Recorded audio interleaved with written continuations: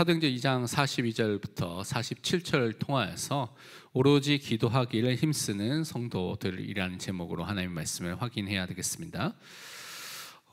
먼저 서론에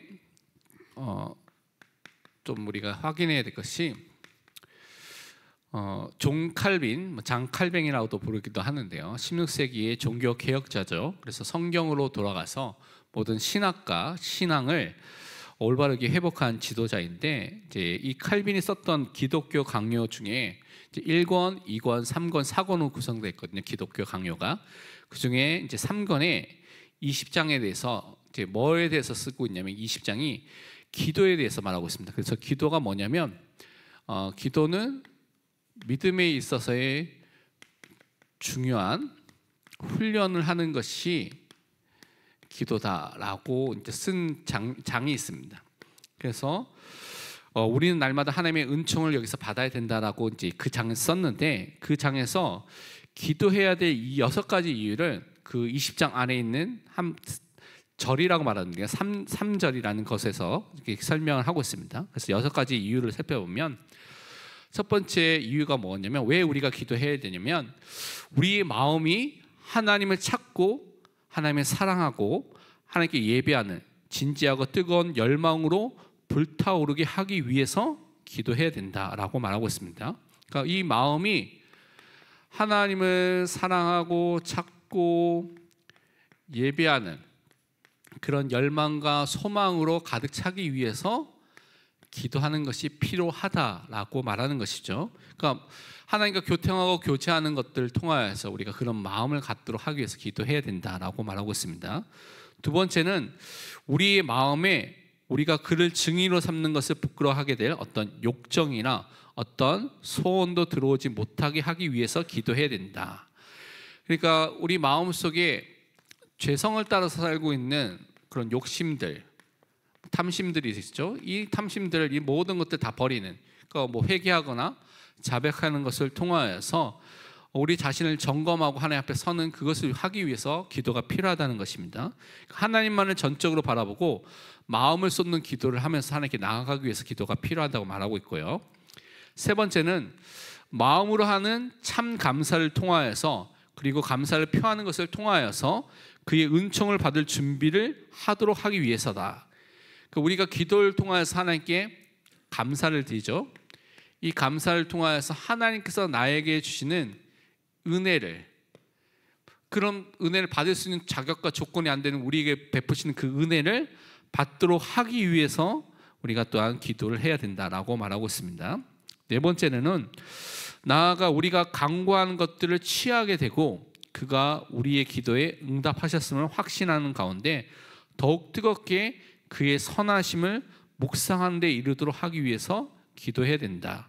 하나님께서 분명히 우리 기도할 때 응답하시는, 역사하시는 하나님이라는 것을 우리가 믿고 있죠. 그런 선하신 하나님,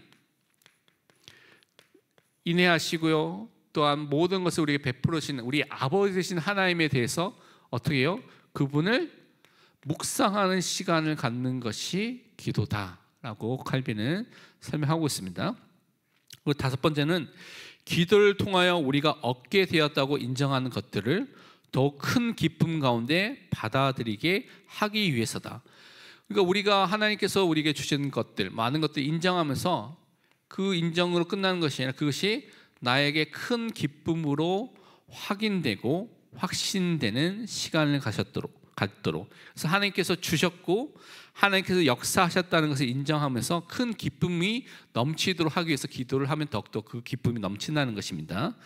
여섯 번째로는 하나님의 섭리라는 것을 하나님께서 다스리시고 통치하시고 보존하시는 섭리라고 말합니다. 섭리를, 그것의 실행과 그것에 대한 경험이 우리의 연약함에 부합하는 맞는 방식으로 우리 영혼에 확정하도록 하기 위해서다. 다른 말로 하나님의 섭리라는 모든 것을 통하여서 하나님께서 우리를 다스리고 계시고요, 보존하시고 인도하고 계신다는 사실을 여러분 기도를 통하여서 확인하게 됩니다. 알게 되는 것이죠. 우리 삶에 실제적인 도움과 응답을 주시는 하나님을 믿게 되는 믿음이 나에게 생기는 것입니다. 그러니까 이 모든 것을 통하여서 우리가 풍성한 하나님의 안에 있는 모든 것을 신앙생활을 통해서 누리고 살아있는 신앙생활을 하기 위해서는 기도라는 것이 너무나 중요하구나라는 것을 깨달을 수가 있는 것입니다. 그러면서 이제 오늘 본문에 있는 내용들을 보면 지난주에도 말씀드린 것처럼 우리가 이제 사도행전을 통해서 기도에 대한 부분들, 장면들을 계속 살펴볼 예정인데요. 이 사도들은요, 어떤 사람이냐면 마가다락방에 모인 사람은 예수 그리스도의 십자가를 분명히 알고 본 사람들입니다. 그리고 예수님이 부활하심을 본 500여 형제 중에 120명이 모였죠. 그 예수님께서 승천하신 것들을 사실적으로 알고 믿었던 사람들이 지금 그 제자들이 마가 요한의 다락방에 모여 있었던 것입니다. 그래서 그 제자들이 지난주에 말씀드린 것처럼 예수님이 하셨던 그 말씀, 약속을 붙잡고 오로지 전혀 기도하기에 힘쓰면서 사도행전 2장에 있었던 성령의 강림, 성령의 충만함을 받게 된 것을 우리가 너무나 잘 알고 있습니다. 그 다음에 베드로가 성령 충만한 건데 그 현장에서 모였던 사람들에게 첫 번째 설교, 오순절에 모였던 사람들에게 첫 번째 설교를 한 것이 2장 14절부터 36절 쭉 나오고 있는데요. 거기서 뭘 말했냐면 예수 그리스도를 증거하게 됐습니다. 그래서 설교의 제일 마지막에 보면 사도행전 2장 36절에 이렇게 기록되어 있습니다. 그런즉 이스라엘 온 집은 확실히 알지니 너희가 십자가에 못 박은 이 예수를 하나님이 주와 그리스도가 되게 하셨느니라 하니라. 베드로의 설교의 핵심은 뭡니까? 바로 십자가에 달리신 예수 그리스도, 그분이 우리의 주와 그리스도가 되셨고 그분이 부활하셨다는 십자가 부활의 복음을 증거한 것을 우리는 확인해 볼 수가 있습니다. 그분이 성자 하나님이시고 우리의 주가 되신다는 것을 말씀한 것이죠. 이 베드로의 설교를 듣고 성령의 역사를 통하여서 우리가 읽지 않았지만 바로 41절에 있는 것처럼 3,000명이 되는 사람들이 돌아오게 되는, 회개해서 그들이 세례를 받게 되는 역사가 일어나게 됐습니다. 그래서 120명의 제자로 모였죠. 120명이 이제는 이 베드로의 설교를 통하여서 3,000명이 더 더해지는 거대 공동체가 이루어지게 된 일이 일어나게 된 것입니다. 그래서 제자 공동체로서, 교회 공동체에서 하나님께서 역사하신 것을 체험하게 되는 시간표가 오게 된 것이죠. 이렇게 새롭게 시작된 교회 공동체가 무엇을 했느냐? 그들이 마음을 담았고 그들이 했던 것들을 오늘 성경을 통해서 우리가 확인해 볼 텐데요. 그 중심을 우리가 또한 회복해야 되겠습니다. 그래서 우리가 사도행전을 통해서 교회에서 또 성도들이 위기와 박해와 어려움 속에서 했던 기도를 통해서 우리가 기도를 회복하는 은혜 속으로 오늘도 들어가야 되겠습니다. 어떤 기도를 해야 되냐면, 먼저 여기서 붙잡아야 될 것이 무엇이냐면, 교회가 붙잡아야 될 4가지 중요한 생명선, 삶의 방식에 대해서 말하고 있는 것을 우리는 먼저 확인해 볼 수가 있습니다. 우리가 잘 아는 42절 말씀이죠. 이렇게 말하고 있습니다. 그들이 사도의 가르침을 받아 서로 교제하고 떡을 떼며 오로지 기도하기를 힘쓰니라. 항상 이 초대교회뿐만 아니라 모든 교회가 오늘날도 동일하게 붙잡고 나아가야 될 교회의 성도들의 삶의 방식이고요, 생명선이라고 할 수 있는 것이 이 4가지인데요. 첫 번째는 오늘 사도의 가르침을 받았다고 말하고 있습니다. 이것은 그들을 통하여서 전달된 하나님의 말씀, 그 말씀을 중심으로, 성경 중심으로 신앙생활하는 것이 하나님께서 기뻐하시고 원하시는 것이다. 그래서 교회는 항상 말씀의 공동체, 언약의 공동체에서 우리를 부르셨다는 사실을 여러분 꼭 기억해야 되는 것입니다. 예루살렘의 모든 교회, 그 모든 성도들이 신앙과 삶의 기준과 기초가 무엇이냐, 표준이 무엇이냐, 사도의 가르침을 통해 주신 하나님의 말씀입니다. 그러니까 여러분이 항상 모든 것의 기준, 모든 것의 기초가 하나님의 말씀, 성경이 되어야지만 흔들리지 않게 되고요, 올바르게 공정하게 모든 것을 판단할 수 있는 은혜가 임하게 되는 것입니다. 그래서 말씀의 기초 위에 교회의 모든 활동도 세워져야 되고요. 교회의 모든 내용도 세워지고 그래야지만 의미가 있고 흔들리지 않는 은혜가 임하게 되는 것입니다. 그러니까 교회의 정체성, 우리가 어떤 교회냐라는 것, 그 정체성은 교회에서 무엇을 설교하고 교회에서 무엇을 가르치느냐와 직접적으로 연결되어 있습니다. 그래서 우리가 그리스도의 복음만을 성경대로 말하고 증거하는 교회가 될 수 있도록 우리 기도하는 것이죠. 디모데후서 3장 16절에서 17절에 대해서 성경에 대해서 이렇게 설명하고 있습니다. 모든 성경은 하나님의 감동으로 된 것으로 교훈과 책망과 바르게 함과 의로 교육하기에 유익하니 이는 하나님의 사람으로 온전하게 하며 모든 선한 일을 행할 능력을 갖추게 하려 함이라. 3장 15절에는 이 성경은 어려서부터 내가 성경 알았는데 성경은 그리스도 예수 안에 있는 그 구원의 그 비밀을, 그 은혜를 우리에게 주시는 것이라고 말씀하고 있는 것이죠. 그 성경을 통하여서, 하나님의 말씀을 통하여서, 복음을 통하여서 구원받고요, 또 신앙과 삶을 모두 살아갈 수 있는 것이 성경으로부터 나오는 삶을 살아가는 것이 중요한 것이라고 말하고 있습니다.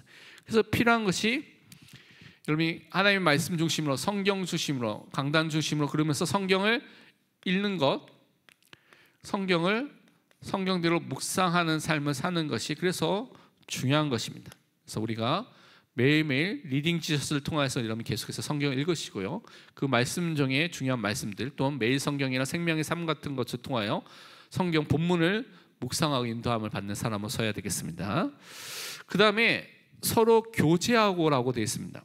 이 교제라는 것은 코이노니아라는 단어를 쓰고 있는데요, 단순하게 침묵해서 어떤 동호회 모임처럼 모여 있어서 어떤 사람의 어떤 그것의 이익을 위해서 이익 집단처럼 모여 있는 그런 교제를 말하는 것이 아닙니다.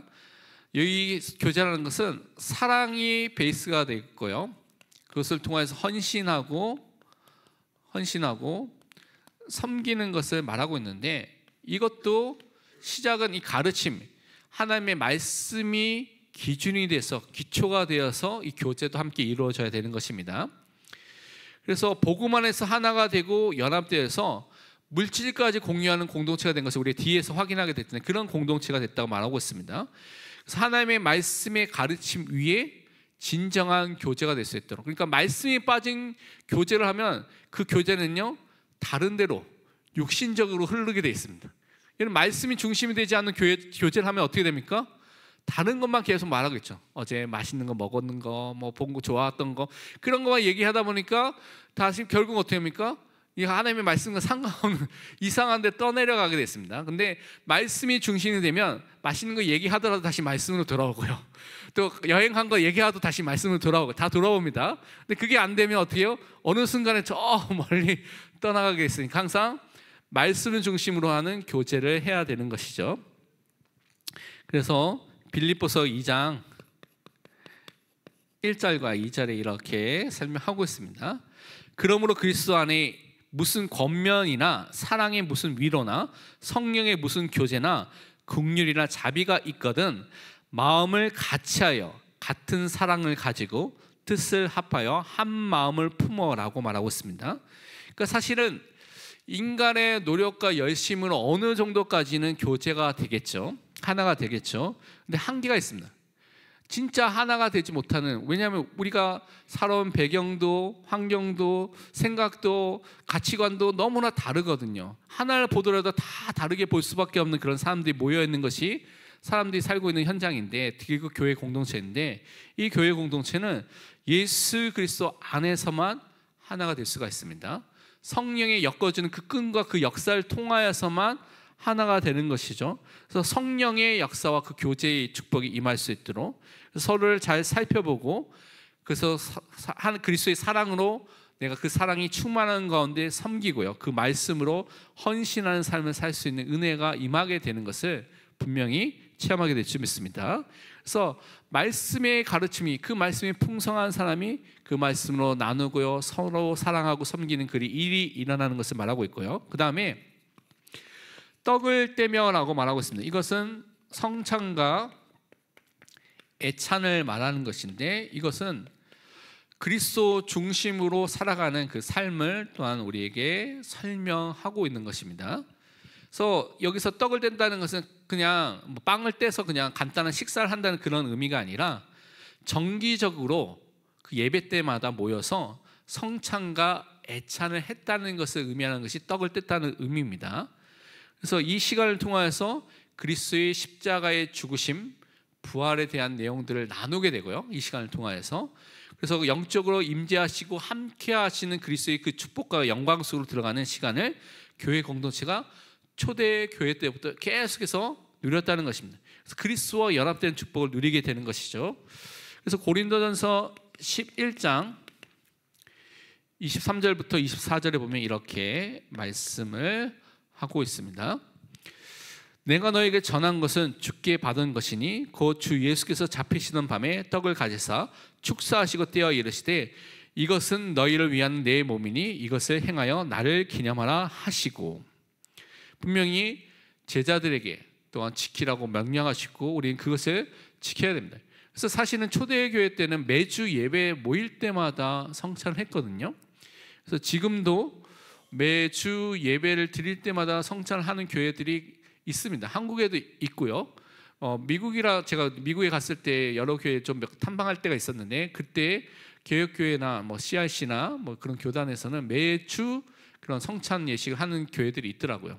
그래서 이렇게 매주 하는 게 좀 중요하구나라는 개인적으로 좀 많이 느꼈던 그런 시간들이었는데, 근데 지금 너무 매주 하다 보면 또 의미를 잃어버리니까 이게 나중에는 이제 1년에 뭐 중요한 2번으로 뭐 이것까지 이렇게 됐는데, 제가 보기에는 그 너무 그 의미 중요성을 놓치기 때문에 내년부터는 저희는 매월 한 달에 한 번 정도는 꼭 성찬할 예정입니다. 그래서 송구 영신 예배 때 성찬 예식을 하는 교회들이 꽤 있거든요. 그래서 올해 저희가 성구 영신 예배를 할 때는 성찬 예식을 할 예정입니다. 성찬을 통하여서 한 해를 통해서 함께 하셨던 그리스도의 그 죽으심과 부활의 축복을 확인하고요, 새롭게 시작하는 것들을 성찬 예식을 통해서 할 예정인데, 이렇게 우리가 그리스도의 연합과 그 축복을 누리는 은혜 속에 항상 들어가는 믿음의 공동체가 되어야 되겠습니다.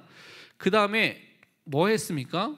오로지 기도하기에 힘썼다라고 오늘 성경은 말하고 있습니다.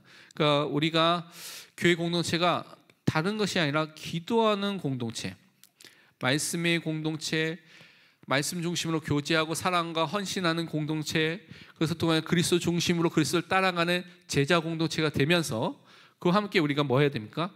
기도 공동체가 되어야 됩니다.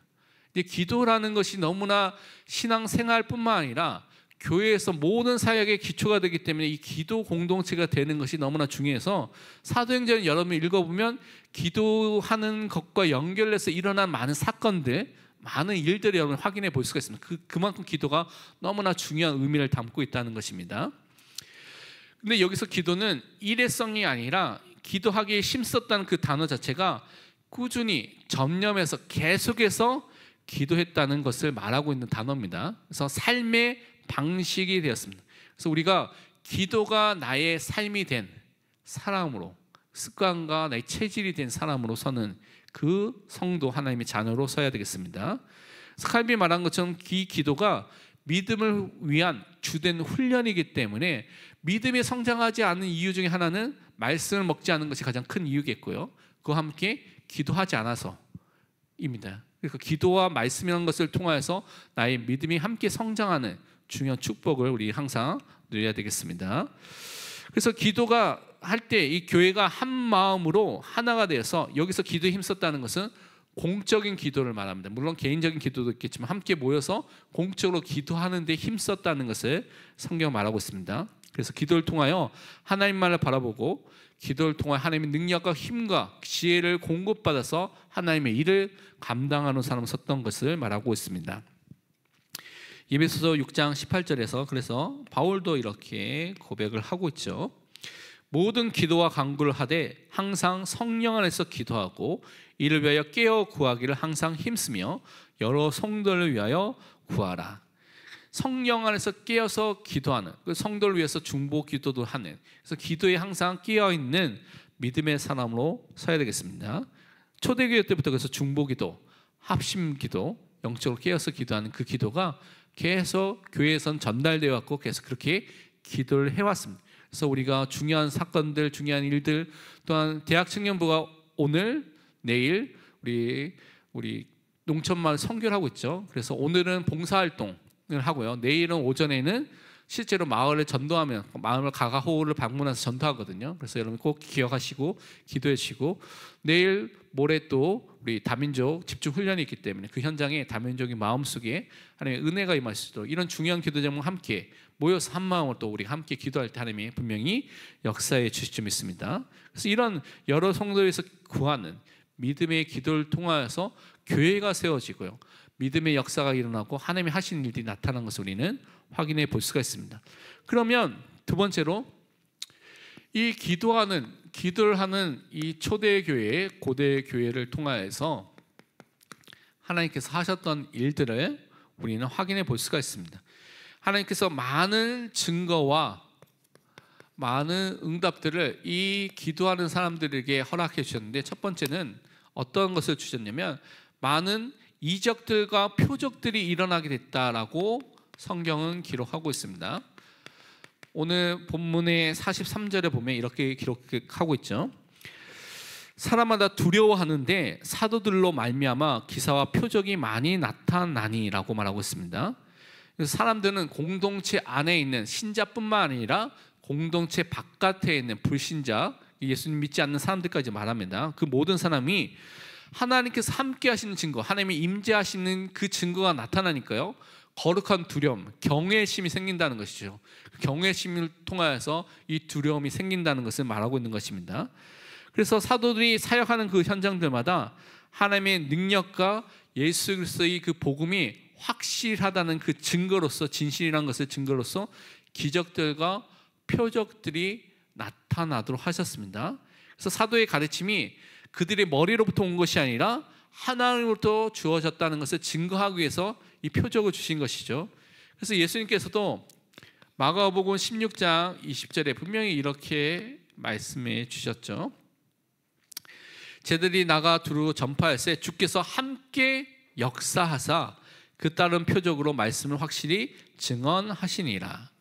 제들이 나가서 말씀을 전파할 때마다 주님께서 함께 역사하시고요, 그래서 그 현장에 표적, 기적, 이적들이 일어나면서 그 말씀이, 이 사도들이 제자들이 말하는 것이 예수 그리스도의 복음이 맞다는 그 증거를 보여주신 것입니다. 그것으로 끝나는 것이 아니라 사랑과 나눔의 공동체가 된 것을 오늘은 또한 우리 말씀을 통해서 확인해 볼 수가 있습니다. 44절과 45절에 이렇게 말씀하고 있죠.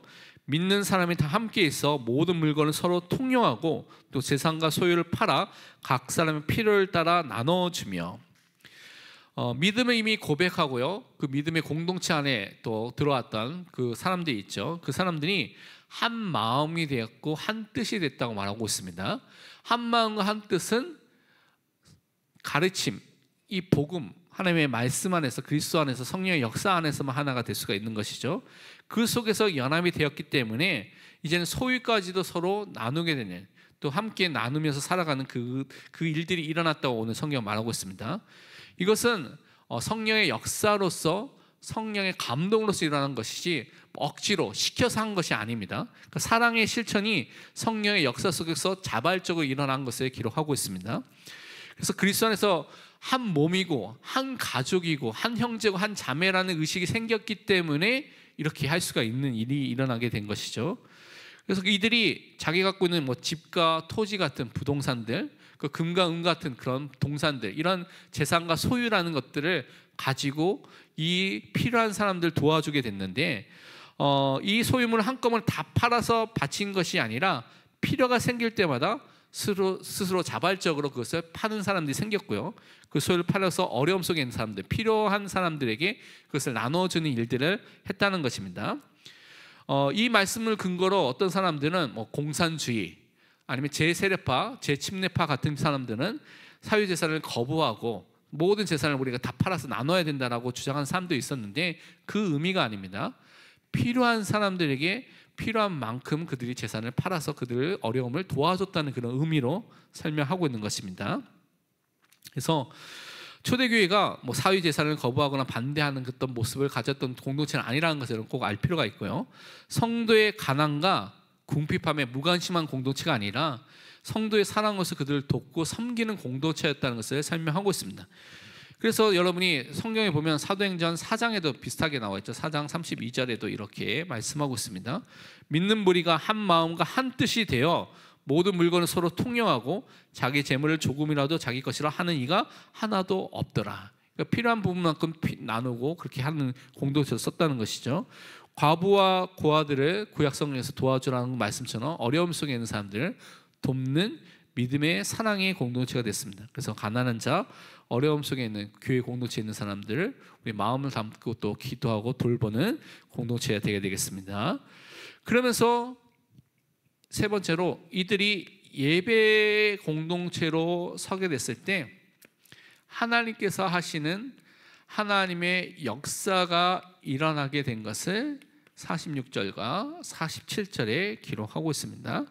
먼저 46절 47절 보면 이렇게 되어 있습니다. 날마다 마음을 같이 성전에 모이기를 힘쓰고 집에서 떡을 떼며 기쁨과 순전한 마음으로 음식을 먹고 하나님을 찬미하며 또 온 백성에게 칭송을 받으니 주께서 구원받는 사람을 날마다 더하게 하시니라.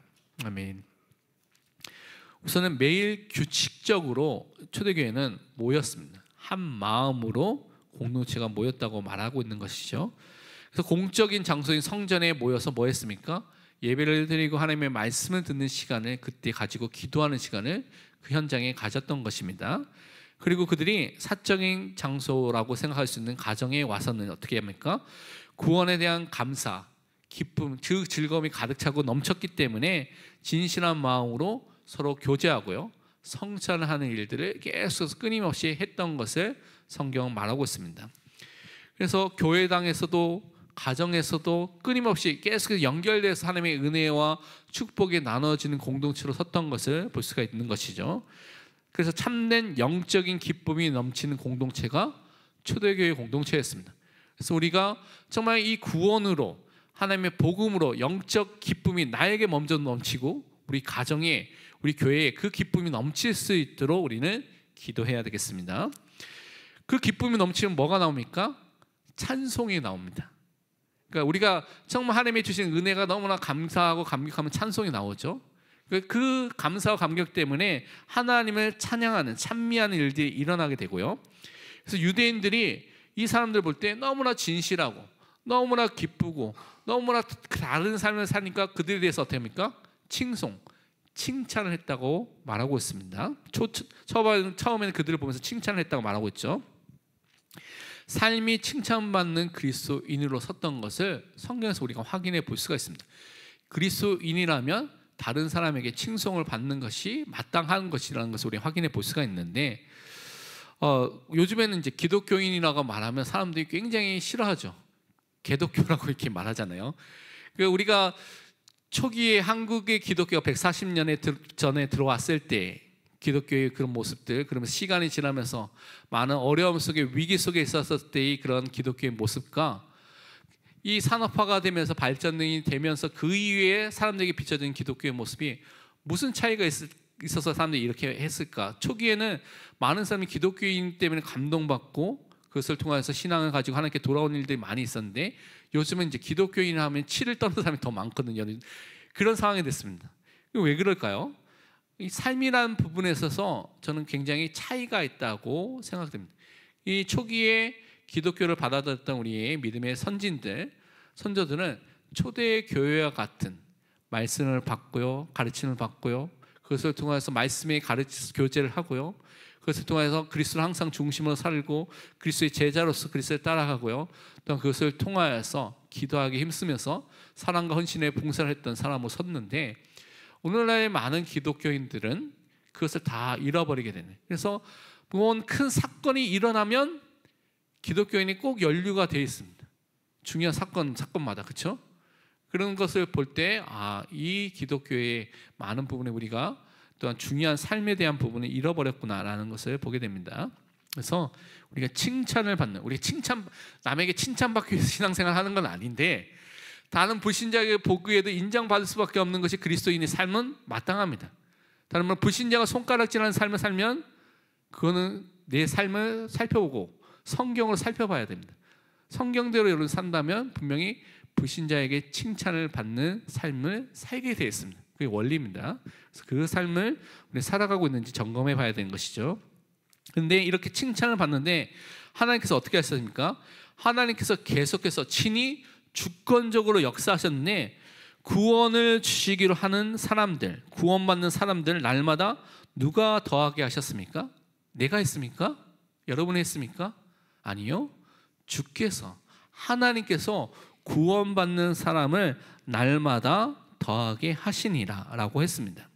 하나님께서 계속 교회 공동체에 그 사람들을 만나게 하시고 보내주시고 그것을 통하여 구원의 역사가 일어나도록 하시는 것이죠. 교회가 해야 할 일, 말씀의 가르침을 받고요, 그것을 통해 말씀 속에 교제하고 사랑하고 헌신의 삶을 살고요, 그것을 통해서 성찬과 애서를 통해서 그리스도를 따라가는 그리스도의 제자로 살고, 그것을 통해 오로지 기도하는 것에, 이 성찬, 이런 교회가 해야 할 일을 했을 때 하나님이 일을 하는 것을 경험하게 된다고 성경은 증거하고 있습니다. 그럼 우리가 어떤 것에 집중해야 될지를 항상 기억해야 되겠죠. 그래서 여러분 고린도전서 3장 6절에서 7절, 제가 계속 몇 번이나 말씀드렸던 말씀인데요, 기억을 해야 됩니다. 나는 바울은 심었고 아볼로는 물을 주었으되 오직 하나님께서 자라나게 하셨나니 그런즉 심는 이나 물 주는 이는 아무것도 아니로되 오직 자라게 하신 이는 하나님뿐이니라. 하나님이 역사하였지만 자라나게 됩니다. 하나님이 역사하셔야지만 구원받는 사람이 날마다 더해지는 은혜가 임하게 되는 것입니다.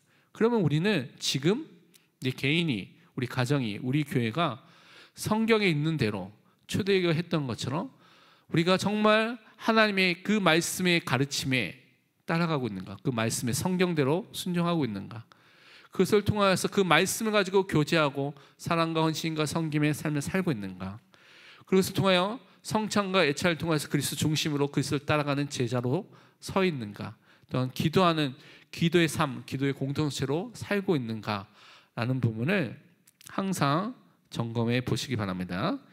우리가 해야 할 일을 이렇게 했을 때 하나님께서 기뻐하시고 하나님께서 우리 삶 속에 역사하실 줄 믿습니다.